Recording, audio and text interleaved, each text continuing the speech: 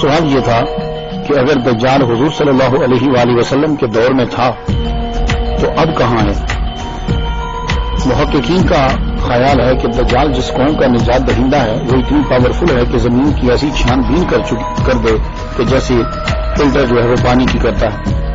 تو دل و جان سے اسے ڈھونڈ رہے ہیں تو پھر بھی کیوں نہیں مل رہا؟ تو اس سے لگتا ہے کہ وہ کسی ایسی جگہ میں ہے کہ جہاں انسانی اپروچ نہیں ہے اور نہ ہی انسانی آلات کی اپروچ ہے. تو میں نے جو تحقیق کی پھر میں یہی پہنچا کہ وہ جگہ صرف برموڈا ٹرائنگل ہی ہے، اس کے علاوہ اور کوئی ایسی جگہ نہیں ہے کہ جہاں اسے ڈھونڈا نہ جا سکے. یہ برموڈا پہلے اوقیانوس کے کل 300 جزیروں پر مشتمل ہے. صرف 20 جزیروں پر انسانی مخلوق ہے، انسان ہیں، لیکن وہ بھی بہت کم تعداد میں.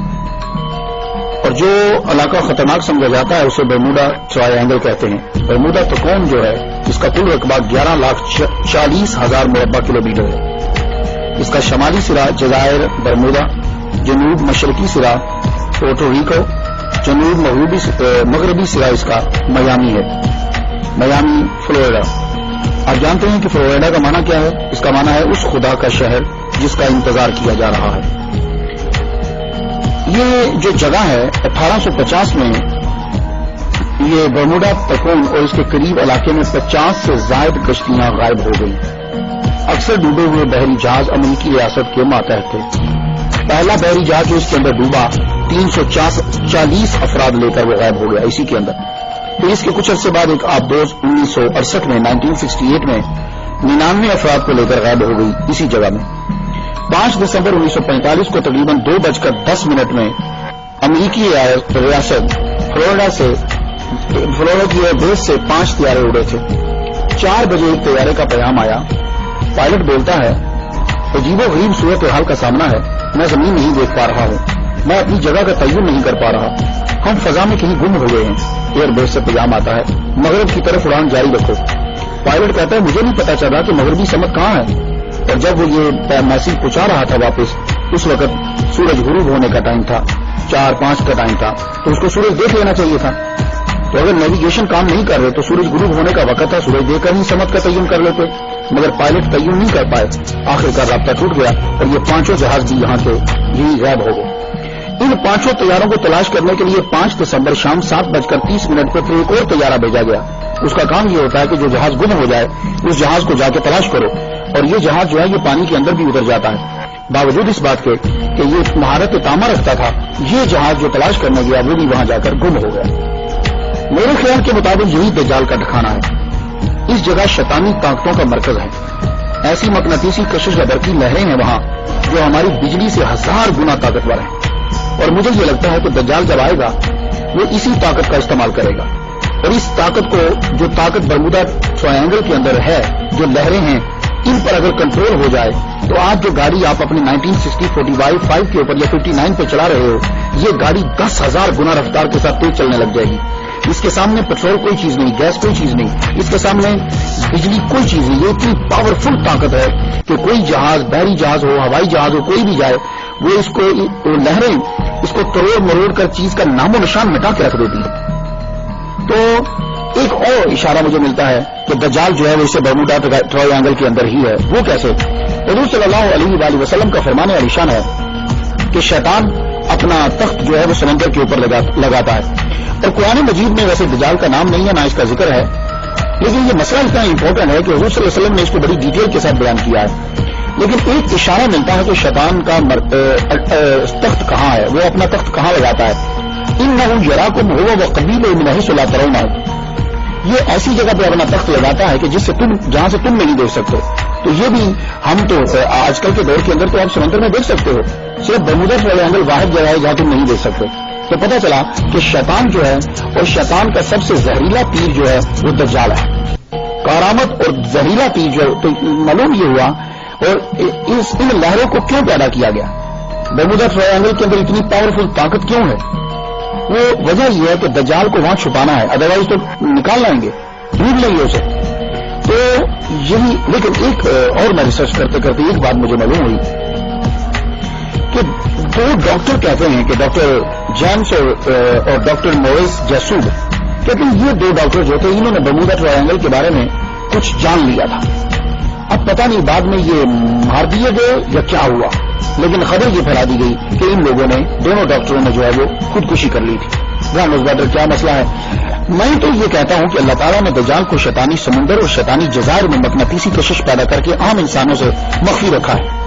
जब हुक्म रब्बी होगा तो इसके हाथ खोल दिए जाएंगे, क्योंकि उसके हाथ बंधे हुए हैं गर्दन के साथ, घुटने और टखने जंजीरों से बांधे हुए हैं, और वो भी आजाद कर दिए जाएंगे और वो बाहर आ जाएगा। और हो सकता है तब अल्लाह ताला मकनातीसी लहरों को कम कर दे, या ये होगा कि वो इन लहरों के ऊपर कंट्रोल पा लेगा। उसकी वजह यह है कि कुछ लोगों ने बर्मुदा ट्रायंगल के ऊपर पूरन तश्तीरें देखी हैं। वो जो एलियन की नहीं आप देखते, वो एलियन जिस पर बैठकर आते हैं, आपने अक्सर देखा होगा, वहां उनको उड़ते हुए देखा है। तो हो सकता है कि दज्जाल की पावर इतनी ज्यादा हो कि वो उन लहरों के ऊपर भी कंट्रोल कर सकता हो। अब सवाल ये है कि समुद्री जजीरे से निकलकर दज्जाल बाद में पब्लिक के सामने कब और कहां से आएगा? ये तो बात तय हो गई कि दज्जाल किसी जजीरे में ही रहता है, और मेरी अकल के मुताबिक वो बर्मुदा ट्रायंगल के अंदर ही है। क्यों? कि वहां अभी तक किसी की रसाई नहीं है, और अल्लाह ताला ने उसको छुपा कर रखना है जब तक कि जब उसके जाहिर होने का टाइम नहीं आता। अब यह है कि जब वो वहां से आएगा तो फिर पब्लिक के सामने कब आएगा, आलमी ऐलान कब होगा, लोग उसको जानेंगे कब? तो दज्जाल के पब्लिक में आने से पहले कुछ अलामात हैं, वो मैं हदीस की रोशनी में आप तक पहुंचाना चाहता हूं, क्योंकि हदीस से बढ़कर हमारे पास कोई यकीनी जरिया जो है वो नहीं है। मुस्नद इमाम अहमद, अबू दाऊद शरीफ, तिरमिज़ी शरीफ में हजरत मुआज़ बिन जबल रज़ियल्लाहु तआला अन्हु से रिवायत है, हज़रत सल्लल्लाहु अलैहि वसल्लम ने फरमाया कि बैतुल मक़दस की आबादी में मदीना की वीरानी है। मदीना की वीरानी में जंग अजीम, और जंग अजीम का होना कुस्तुनतुनिया की फतह है, जिसके बाद दज्जाल का निकलना है। तो पता ये चला कि मदीना वीरान हो जाएगा, इतना वीरान हो जाएगा मदीना कि वहां जानवर फिरने लग जाएंगे, इंसान मदीना छोड़कर निकल जाएंगे। ये दज्जाल से पहले की बात है। और जब ये मदीना वीरान होगा तो बैतुल मक़दस जेरूसलम आबाद हो जाएगा, और मदीना की वीरानी के बाद जंग अजीम होगी, कुस्तुनतुनिया फतह होगा, उसके बाद दज्जाल आएगा। ये दज्जाल के पब्लिक में आने से पहले के मैं हालात आपको बता रहा हूं। एक और हदीस हमारी मदद करती है ये जानने की कि दज्जाल के ज़हूर से कबल हालात क्या होंगे। बारिश बंद हो कर दी जाएगी अल्लाह ताला की हुक्म से, और रिज़्क जमीन पैदा करना बंद कर देगी। हजरत अबू उमामा बाहिली रज़ियल्लाहु तआला अन्हु से रिवायत है, हुज़ूर सल्लल्लाहु अलैहि वसल्लम ने फरमाया दज्जाल के ज़हूर के पहले 3 साल सख्त होंगे। पहले साल अल्लाह ताला हुक्म देगा, ऐ आसमान तीसरा हिस्सा बारिश रोक दे, ऐ जमीन तीसरा हिस्सा ज़राअत रोक दे। दूसरे साल अल्लाह ताला फिर हुक्म देगा, अब जो बाकी बचा है उसमें से कहेगा अल्लाह कहेगा तीसरा हिस्सा बारिश रोक दे, जमीन को हुक्म देगा तीसरा हिस्सा ज़राअत का रोक दे। तीसरे साल अल्लाह ताला हुक्म देगा, आसमान बारिश मुकम्मल तौर पर बंद कर दे, ऐ जमीन तू मुकम्मल तौर पर अपनी ज़राअत रोक ले, ताकि जानवर जो है वो भी मरने लग जाएंगे, क्योंकि जानवर तो घास खा लेते हैं, ऐसी चीजें खा लेते हैं। तो यानी गोया के जमीन पर घास उगना भी खत्म हो जाएगा, जानवर भी मरने लग जाएंगे। ये है शैतान से पहले के 3 साल। इब्न माजा शरीफ में ये हदीस मुबारक है। मुस्नद इमाम अहमद, अबू दाऊद और इब्न माजा की स्टडी करने के बाद हदीस के मुताले से मैं आपको बता सकता हूं कि दज्जाल के ज़हूर से कुछ साल उसके पब्लिक में आने से पहले क्या हाल होगा। बैतुल मक़दस आबाद हो जाएगा, जंग अजीम होगी, मदीना शरीफ वीरान हो जाएगा, लोग छोड़ जाएंगे, कुस्तुनतुनिया की फतह हो जाएगी, मुकम्मल कहत हो जाएगा, न बारिश होगी न फसल, लोग बुग़्ज़ अदावत की वजह से बिछड़ जाएंगे, एक दूसरे से उसका माल और औलाद छीनेंगे, यानी एक दूसरे के बच्चे भी छीन लेंगे। ये लोग एक आदमी की बात के लिए इकट्ठे होंगे जो बद इखलाक होगा, बेइल्म होगा, मुल्क में लाकानूनियत और उसके पास उससे निजाम भी नहीं चलेगा। इंसान सुबह को मोमिन होगा और शाम को काफिर हो जाएगा। लोग 2 किस्म के रह जाएंगे, एक जो मोमिन होंगे उनके अंदर मुनाफिकत नहीं होगी, ये बोल कम होंगे, दूसरे मुनाफिक होंगे, ईमान नहीं होगा, बहुत ज्यादा तादाद में होंगे। ये फितने जब फैल जाएं तो हुजूर सल्लल्लाहु अलैहि वसल्लम फरमाते हैं उसी दिन उसका इंतजार करो कि वो पब्लिक में अपीयर हो जाएगा, या अगले दिन उसका इंतजार करो। तो दज्जाल किस मुल्क में आएगा? एक हदीस में है कि वो इस्फहान के एक मकाम यहूदिया से निकलेगा। सही मुस्लिम शरीफ बाब जिक्र दज्जाल के अंदर है कि हुजूर सल्लल्लाहु अलैहि वसल्लम ने फरमाया दज्जाल शाम और इराक के दरमियान से निकलेगा। हो सकता है कि वो निकले तो शाम और इराक के बीच से, मगर पब्लिक में ऐलान तब हो जब वो इस्फहान, ये ईरान का शहर है, वहां के यहूदी बेताबी से उसका इंतजार कर रहे हैं। हो सकता है कि जब ये वहां पहुंचे तो पूरी दुनिया में खबर जो है वो आम हो जाए। अब हमें ये देखना है कि जब ये आएगा तो इसके पास पावर कितनी होगी और ये करेगा क्या।